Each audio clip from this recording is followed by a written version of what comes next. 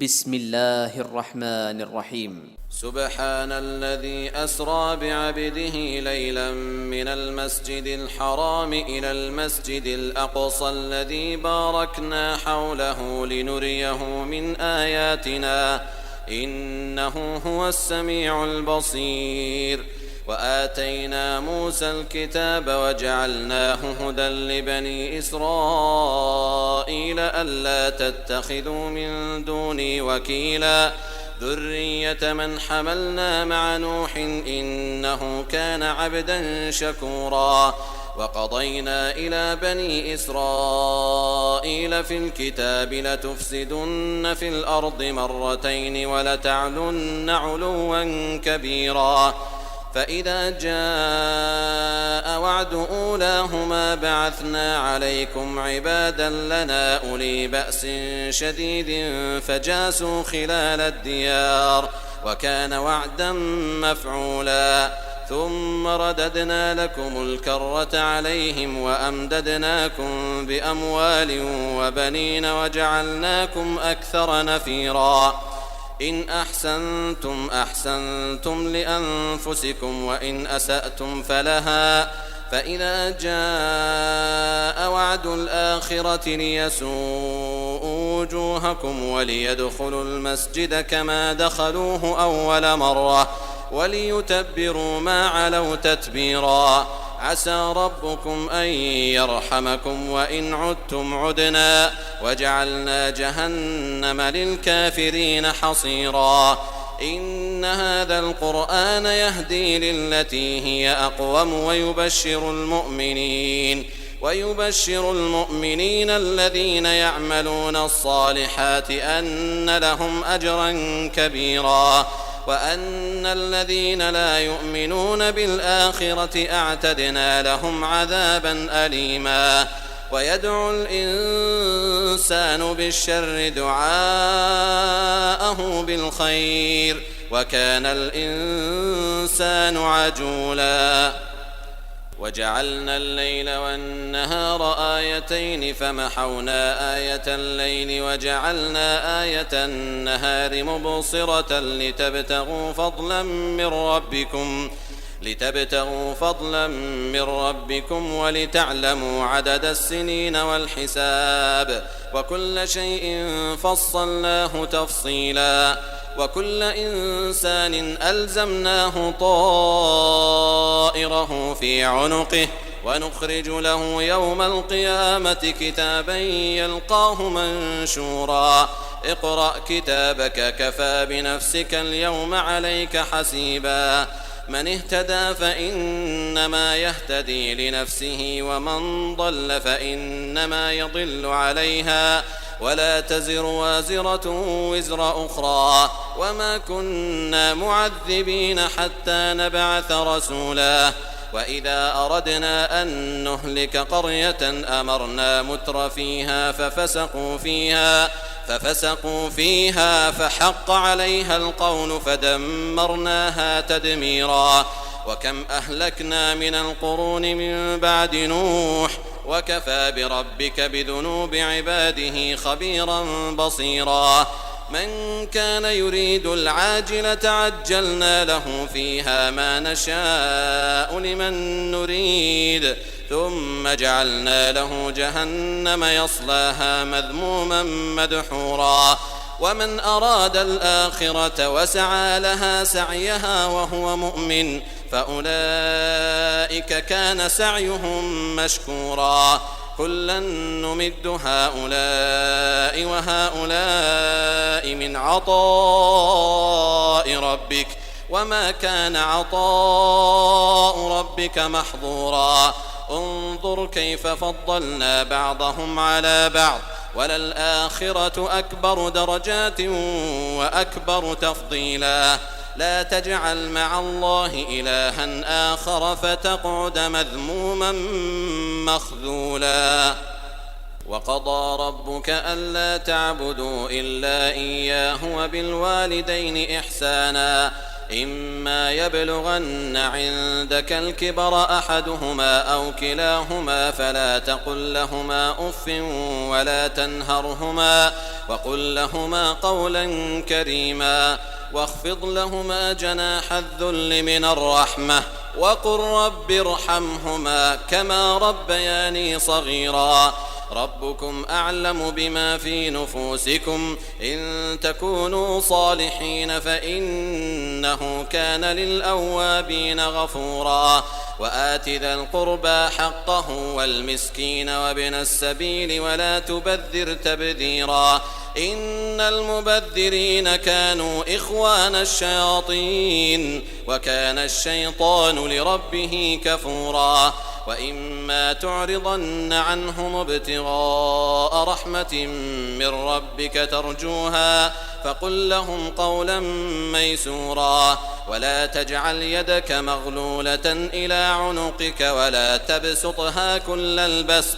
ولا تبسطها كل البسط فتقعد ملوما محسورا إن ربك يبسط الرزق لمن يشاء ويقدر إنه كان بعباده خبيرا بصيرا ولا تقتلوا أولادكم خشية إملاق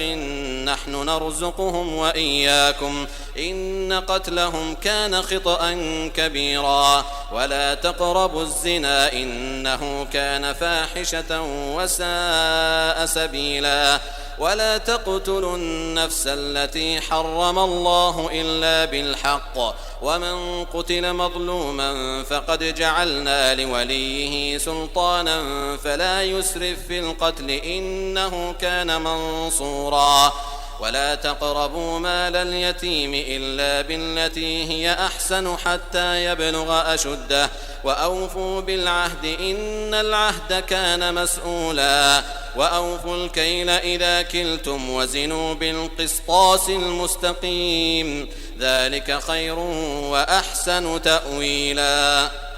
ولا تقف ما ليس لك به علم إن السمع والبصر والفؤاد كل أولئك كان عنه مسؤولا ولا تمش في الأرض مرحا إنك لن تخرق الأرض ولن تبلغ الجبال طولا كل ذلك كان سيئه عند ربك مكروها ذلك مما أوحى إليك ربك من الحكمة ولا تجعل مع الله إلها آخر فتلقى في جهنم ملوما مدحورا أفأصفاكم ربكم بالبنين واتخذ من الملائكة إناثا إنكم لتقولون قولا عظيما ولقد صرفنا في هذا القرآن ليذكروا وما يزيدهم إلا نفورا قل لو كان معه آلهة كما يقولون إذا لابتغوا إلى ذي العرش سبيلا سبحانه وتعالى عما يقولون علوا كبيرا تسبح له السماوات السبع والأرض ومن فيهن وإن من شيء إلا يسبح بحمده ولكن لا تفقهون تسبيحهم إنه كان حليما غفورا وإذا قرأت القرآن جعلنا بينك وبين الذين لا يؤمنون بالآخرة حجابا مستورا وجعلنا على قلوبهم أكنة أن يفقهوه وفي آذانهم وقرا وإذا ذكرت ربك في القرآن وحده ولوا على أدبارهم نفورا نحن أعلم بما يستمعون به إذ يستمعون إليك وإذ هم نجوى إذ يقول الظالمون إن تتبعون إلا رجلا مسحورا انظر كيف ضربوا لك الأمثال فضلوا فلا يستطيعون سبيلا وقالوا أئذا كنا عظاما ورفاتا أئنا لمبعوثون خلقا جديدا قل كونوا حجارة أو حديدا أو خلقا مما يكبر في صدوركم فسيقولون من يعيدنا قل الذي فطركم أول مرة فسينغضون إليك رؤوسهم ويقولون متى هو قل عسى أن يكون قريبا يوم يدعوكم فتستجيبون بحمده وتظنون إن لبثتم إلا قليلا وقل لعبادي يقولوا التي هي أحسن إن الشيطان ينزغ بينهم إن الشيطان كان للإنسان عدوا مبينا ربكم أعلم بكم إن يشأ يرحمكم أو إن يشأ يعذبكم وما أرسلناك عليهم وكيلا وربك أعلم بمن في السماوات والأرض ولقد فضلنا بعض النبيين على بعض وآتينا داود زبورا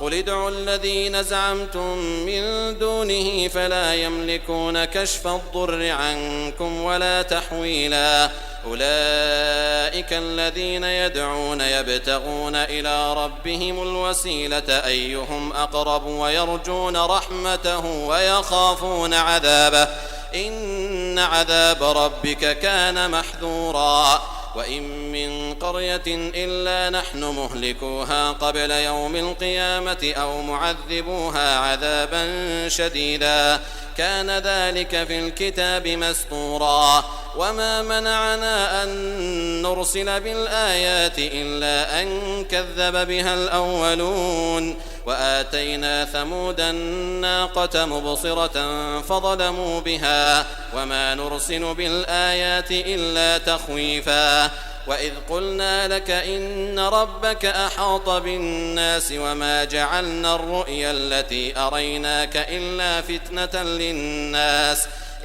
فتنة للناس والشجرة الملعونة في القرآن ونخوفهم فما يزيدهم إلا طغيانا كبيرا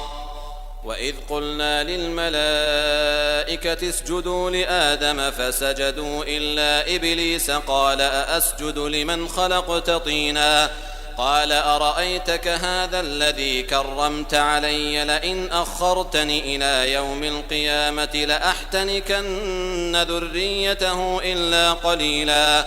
قال اذهب فمن تبعك منهم فإن جهنم جزاؤكم جزاء موفورا واستفزز من استطعت منهم بصوتك وأجلب عليهم بخيلك ورجلك وشاركهم في الأموال والأولاد وعدهم وما يعدهم الشيطان إلا غرورا إن عبادي ليس لك عليهم سلطان وكفى بربك وكيلا ربكم الذي يزجي لكم الفلك في البحر لتبتغوا من فضله إنه كان بكم رحيما وإذا مسكم الضر في البحر ضل من تدعون إلا إياه فلما نجاكم إلى البر أعرضتم وكان الإنسان كفورا أفأمنتم أن يخسف بكم جانب البر أو يرسل عليكم حاصبا ثم لا تجدوا لكم وكيلا أم أمنتم أن يعيدكم فيه تارة أخرى فيرسل عليكم قاصفا من الريح فيغرقكم بما كفرتم ثم لا تجدوا لكم علينا به تبيعا ولقد كرمنا بني آدم وحملناهم في البر والبحر ورزقناهم من الطيبات وفضلناهم على كثير ممن خلقنا تفضيلا يوم ندعو كل أناس بإمامهم فمن أوتي كتابه بيمينه فأولئك يقرؤون كتابهم ولا يظلمون فتيلا ومن كان في هذه أعمى فهو في الآخرة أعمى وأضل سبيلا وإن كادوا ليفتنونك عن الذي أوحينا إليك لتفتري علينا غيره وإذا لاتخذوك خليلا ولولا أن ثبتناك لقد كدت تركن إليهم شيئا قليلا إذا لأذقناك ضعف الحياة وضعف الممات ثم لا تجد لك علينا نصيرا وإن كادوا ليستفزونك من الأرض ليخرجوك منها وإذا لا يلبثون خلافك إلا قليلا سنة من قد أرسلنا قبلك من رسلنا ولا تجد لسنتنا تحويلا أقم الصلاة لدلوك الشمس إلى غسق الليل وقرآن الفجر إن قرآن الفجر كان مشهودا ومن الليل فتهجد به نافلة لك عسى أن يبعثك ربك مقاما محمودا وقل رب أدخلني مدخل صدق وأخرجني مخرج صدق واجعل لي من لدنك سلطانا نصيرا وقل جاء الحق وزهق الباطل إن الباطل كان زهوقا وننزل من القرآن ما هو شفاء ورحمة للمؤمنين ولا يزيد الظالمين إلا خسارا وإذا أنعمنا على الإنسان أعرض ونأى بجانبه وإذا مسه الشر كان يئوسا قل كل يعمل على شاكلته فربكم أعلم بمن هو أهدى سبيلا ويسألونك عن الروح قل الروح من أمر ربي وما أوتيتم من العلم إلا قليلا ولئن شئنا لنذهبن بالذي أوحينا إليك ثم لا تجد لك به علينا وكيلا إلا رحمة من ربك إن فضله كان عليك كبيرا قل لئن اجتمعت الإنس والجن على أن يأتوا بمثل هذا القرآن لا يأتون بمثله ولو كان بعضهم لبعض ظهيرا ولقد صرفنا للناس في هذا القرآن من كل مثل فأبى أكثر الناس إلا كفورا وقالوا لن نؤمن لك حتى تفجر لنا من الأرض ينبوعا أو تكون لك جنة من نخيل وعنب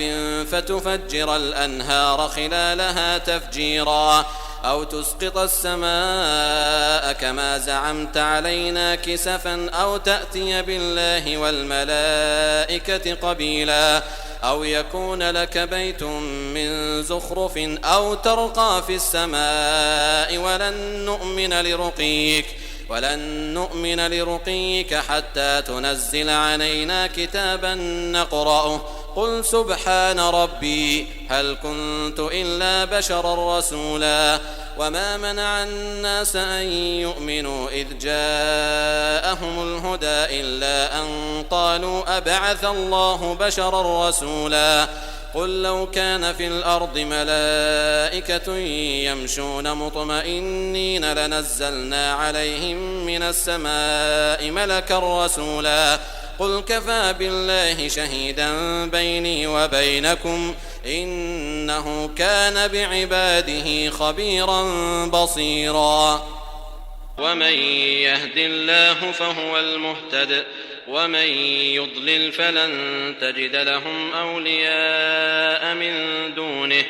ونحشرهم يوم القيامة على وجوههم عميا وبكما وصما مأواهم جهنم كلما خبت زدناهم سعيرا ذلك جزاؤهم بأنهم كفروا بآياتنا وقالوا أئذا كنا عظاما ورفاتا أئنا لمبعوثون خلقا جديدا أولم يروا أن الله الذي خلق السماوات والأرض قادر على أن يخلق مثلهم وجعل لهم أجلا لا ريب فيه فأبى الظالمون إلا كفورا قل لو أنتم تملكون خزائن رحمة ربي إذا لأمسكتم خشية الإنفاق وكان الإنسان قتورا ولقد آتينا موسى 9 آيات بينات فاسأل بني إسرائيل إذ جاءهم فقال له فرعون إني لأظنك يا موسى مسحورا قال لقد علمت ما أنزل هؤلاء إلا رب السماوات والأرض بصائر وإني لأظنك يا فرعون مثبورا فأراد أن يستفزهم من الأرض فأغرقناه ومن معه جميعا وقلنا من بعده لبني إسرائيل اسكنوا الأرض فإذا جاء وعد الآخرة جئنا بكم لفيفا وبالحق أنزلناه وبالحق نزل وما أرسلناك إلا مبشرا ونذيرا وقرآنا فرقناه لتقرأه على الناس على مكث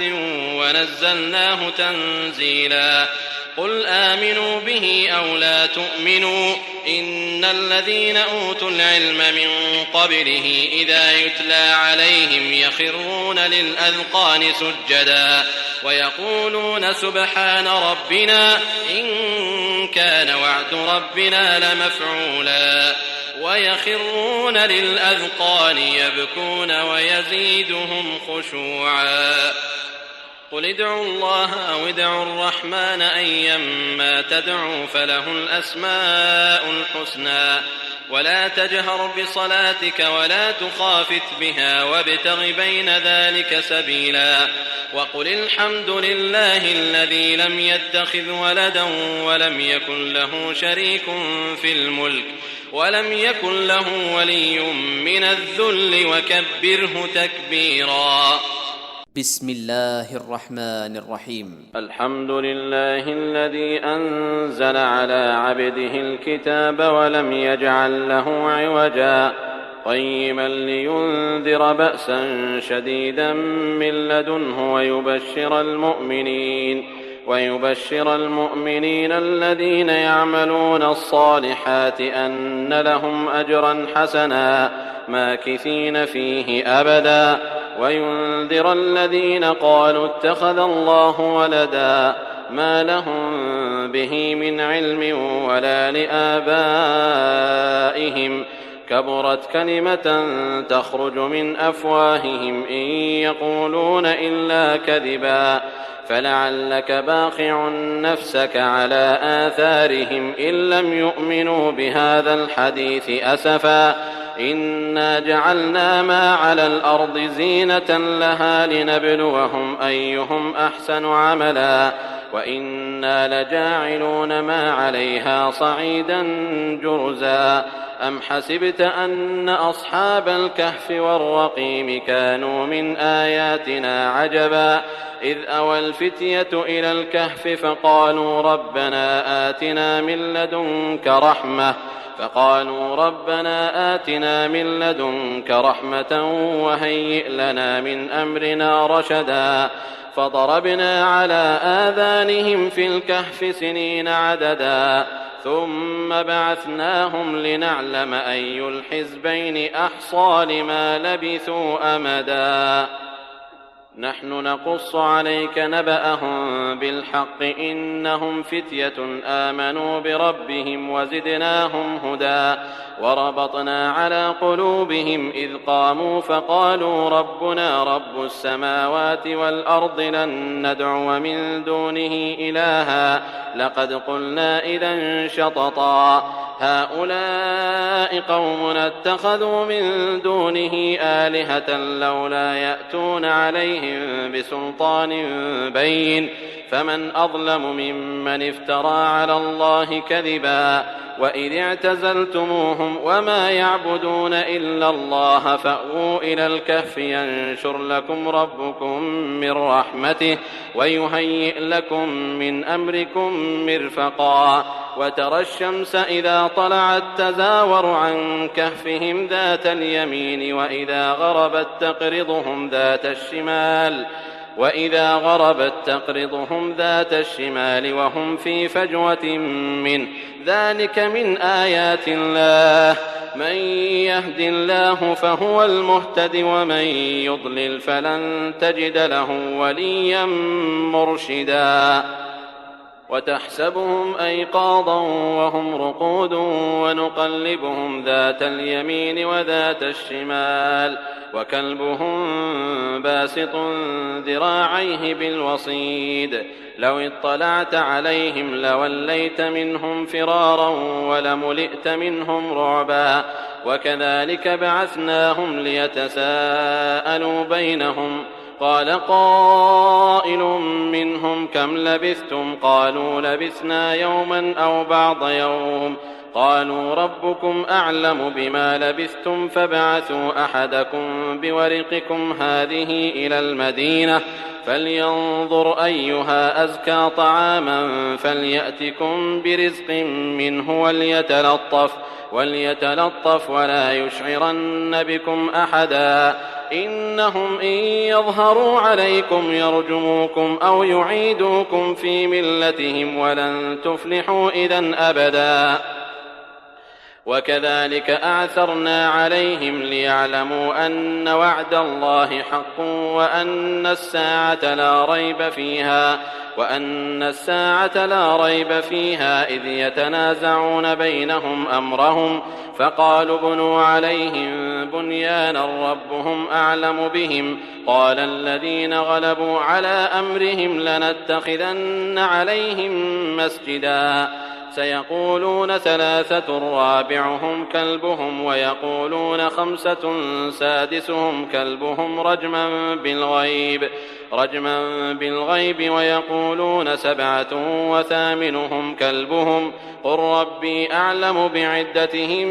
ما يعلمهم إلا قليل فلا تمار فيهم إلا مراء ظاهرا ولا تستفت فيهم منهم أحدا ولا تقولن لشيء إني فاعل ذلك غدا إلا أن يشاء الله واذكر ربك إذا نسيت وقل عسى أن يهديني ربي لأقرب من هذا رشدا ولبثوا في كهفهم 300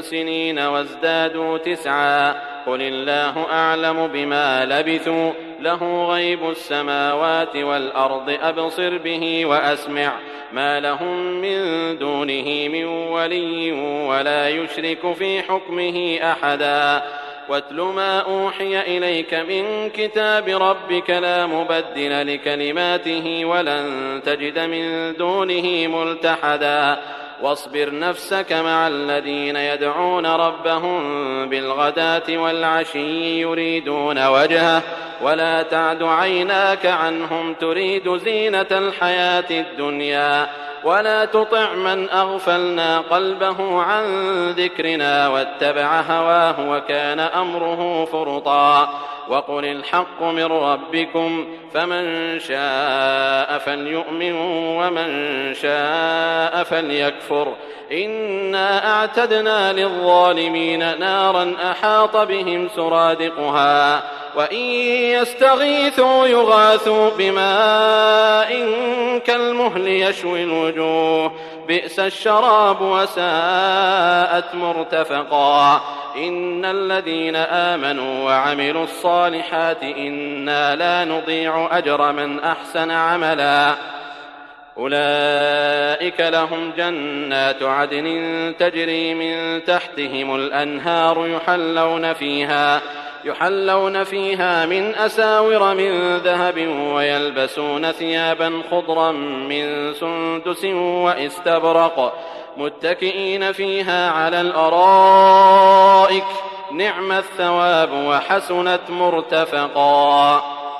واضرب لهم مثل الرجلين جعلنا لأحدهما جنتين من أعناب وحففناهما بنخل وجعلنا بينهما زرعا كلتا الجنتين آتت أكلها ولم تظلم منه شيئا وفجرنا خلالهما نهرا وكان له ثمر فقال لصاحبه وهو يحاوره أنا أكثر منك مالا وأعز نفرا ودخل جنته وهو ظالم لنفسه قال ما أظن أن تبيد هذه أبدا وما أظن الساعة قائمة ولئن رددت إلى ربي لأجدن خيرا منها منقلبا قال له صاحبه وهو يحاوره أكفرت بالذي خلقك من تراب ثم من نطفة ثم سواك رجلا لكن هو الله ربي ولا أشرك بربي أحدا ولولا إذ دخلت جنتك قلت ما شاء الله لا قوة إلا بالله إن ترني أنا أقل منك مالا وولدا فعسى ربي أن يؤتيني خيرا من جنتك ويرسل عليها حسبانا من السماء فتصبح صعيدا زلقا أو يصبح ماؤها غورا فلن تستطيع له طلبا وأحيط بثمره فأصبح يقلب كفيه على ما أنفق فيها وهي خاوية على عروشها ويقول يا ليتني لم أشرك بربي أحدا ولم تكن له فئة ينصرونه من دون الله وما كان منتصرا هنالك الولاية لله الحق هو خير ثوابا وخير عقبا واضرب لهم مثل الحياة الدنيا كماء إن أنزلناه من السماء فاختلط به نبات الأرض فأصبح هشيما تذروه الرياح وكان الله على كل شيء مقتدرا المال والبنون زينة الحياة الدنيا والباقيات الصالحات خير عند ربك ثوابا وخير أملا ويوم نسير الجبال وترى الأرض بارزة وحشرناهم فلم نغادر منهم أحدا وعرضوا على ربك صفا لقد جئتمونا كما خلقناكم أول مرة بل زعمتم أن لن نجعل لكم موعدا ووضع الكتاب فترى المجرمين مشفقين مما فيه ويقولون يا ويلتنا ما لهذا الكتاب لا يغادر صغيرة ولا كبيرة إلا أحصاها ووجدوا ما عملوا حاضرا ولا يظلم ربك أحدا وإذ قلنا للملائكة اسجدوا لآدم فسجدوا إلا إبليس كان من الجن ففسق عن أمر ربه أفتتخذونه وذريته أولياء من دوني وهم لكم عدو بئس للظالمين بدلا ما أشهدتم خلق السماوات والأرض ولا خلق أنفسهم وما كنت متخذ المضلين عضدا ويوم يقول نادوا شركائي الذين زعمتم فدعوهم فلم يستجيبوا لهم وجعلنا بينهم موبقا ورأى المجرمون النار فظنوا أنهم مواقعوها ولم يجدوا عنها مصرفا ولقد صرفنا في هذا القرآن للناس من كل مثل وكان الإنسان أكثر شيء جدلا وما منع الناس أن يؤمنوا إذ جاءهم الهدى ويستغفروا ربهم إلا أن تأتيهم سنة الأولين أو يأتيهم العذاب قبلا وما نرسل المرسلين إلا مبشرين ومنذرين ويجادل الذين كفروا بالباطل ليدحضوا به الحق واتخذوا آياتي وما أنذروا هزوا ومن أظلم ممن ذكر بآيات ربه فأعرض عنها ونسي ما قدمت يداه إنا جعلنا على قلوبهم أكنة أن يفقهوه وفي آذانهم وقرا وإن تدعهم إلى الهدى فلن يهتدوا إذن أبدا وربك الغفور ذو الرحمة لو يؤاخذهم بما كسبوا لعجل لهم العذاب بل لهم موعد لن يجدوا من دونه موئلا وتلك القرى أهلكناهم لما ظلموا وجعلنا لمهلكهم موعدا وإذ قال موسى لفتاه لا أبرح حتى أبلغ مجمع البحرين أو أمضي حقبا فلما بلغا مجمع بينهما نسيا حوتهما فاتخذ سبيله في البحر سربا فلما جاوزا قال لفتاه آتنا غداءنا لقد لقينا من سفرنا هذا نصبا قال أرأيت إذ أوينا إلى الصخرة فإني نسيت الحوت وما أنسانيه إلا الشيطان أن أذكره واتخذ سبيله في البحر عجبا قال ذلك ما كنا نبغ فارتدا على آثارهما قصصا فوجدا عبدا من عبادنا آتيناه رحمة من عندنا وعلمناه من لدنا علما قال له موسى هل أتبعك على أن تعلمني مما علمت رشدا قال إنك لن تستطيع معي صبرا وكيف تصبر على ما لم تحط به خبرا قال ستجدني إن شاء الله صابرا ولا أعصي لك أمرا قال فإن اتبعتني فلا تسألني عن شيء حتى أحدث لك منه ذكرا فانطلقا حتى إذا ركبا في السفينة خرقها قال أخرقتها لتغرق أهلها لقد جئت شيئا إمرا قال ألم أقل إنك لن تستطيع معي صبرا قال لا تؤاخذني بما نسيت ولا ترهقني من أمري عسرا فانطلقا حتى إذا لقيا غلاما فقتله قال أقتلت نفسا زكية بغير نفس لقد جئت شيئا نكرا